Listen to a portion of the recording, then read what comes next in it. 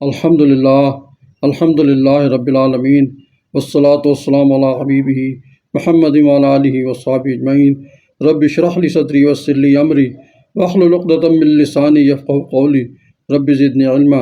السلام علیکم ورحمۃ اللہ وبرکاتہ۔ ترجمہ قرآن کے سلسلے میں آج ہم سورہ بقرہ کی آیت نمبر 64 پڑھیں گے۔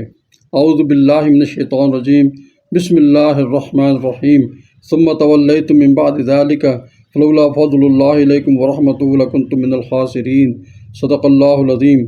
ثم پھر، تولی پھر گئے، تم کا مطلب ہوتا تم، من سے، بعد ذالک اس، پس لو اگر، جس کو کہتے ہیں رشت،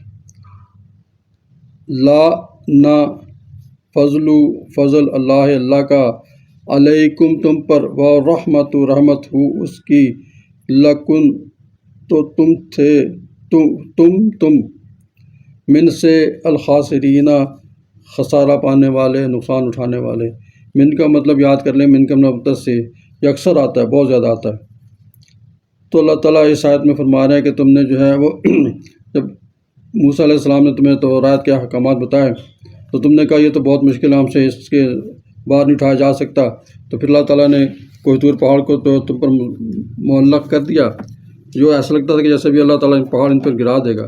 تو ان کو ڈرا دھمکا کے پھر یہ تورات کے احکامات ان کو دیے گئے۔ تو چاہیے تو یہ تھا کہ اس کے جو پاداش میں تمہارے پر عذاب نازل کر دیا جاتا، تمہیں ہمیشہ کے لیے نیست و نابود کر دیتا اللہ تعالیٰ، لیکن اللہ تعالیٰ نے اپنی رحمت سے، اپنے فضل سے تم پہ جو ہے وہ مہربانی کی، اور تم پہ اور اس کے بعد بھی پیغمبر و انبیاء بھیجے، جیسے داؤد علیہ السلام اور سلیمان علیہ السلام، جو مسلسل تمہاری لیے ہدایت کا باعث بنتے رہے۔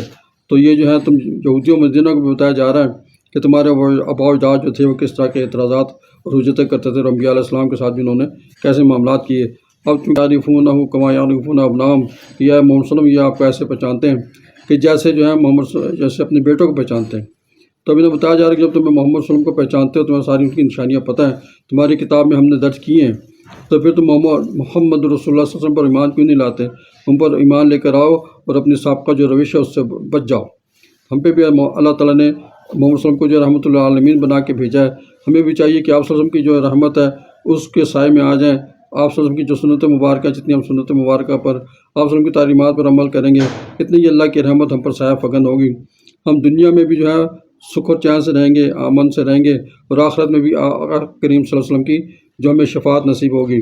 اللہ تعالیٰ ہمیں جو ہے آپ صلی اللہ علیہ وسلم کی ارشادات عالیہ پر پورے دل و جان کے ساتھ، محبت کے ساتھ عمل کرنے کی توفیق عطا فرمائے۔ ہمارے جو آج کل جو ہے وہ مشکل ہمیں لگتی ہے، اس لیے کہ ہم جو ہے تعلیمات کو پڑھتے نہیں ہیں، سنتے نہیں ہیں، سمجھتے نہیں ہیں، اس لیے وہ ہمارے لیے مشکل ہوگی۔ ہم نے جو ہے وہ غیروں کی تہذیب کو، غیروں کے تمدن کو جو ہے وہ اس کا پڑھا ہے، اس کو دیکھا ہے، اس کو اپنا لیا ہے، وہ ہمارے لیے آسان ہو گئی ہے۔ ہم نے دین کو پڑھا نہیں، سمجھا نہیں، اور اس لیے اس پہ ہمارا عمل جو ہے وہ بہت زیادہ ہمیں مشکل لگتا ہے عمل کرنا۔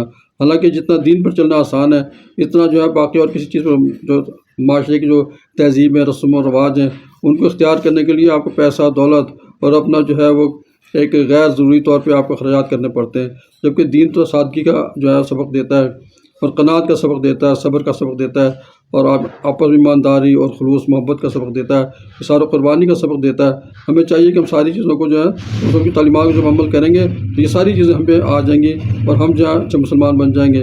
اللہ تعالیٰ ہمیں عمل کرنے کی توفیق عطا فرمائے۔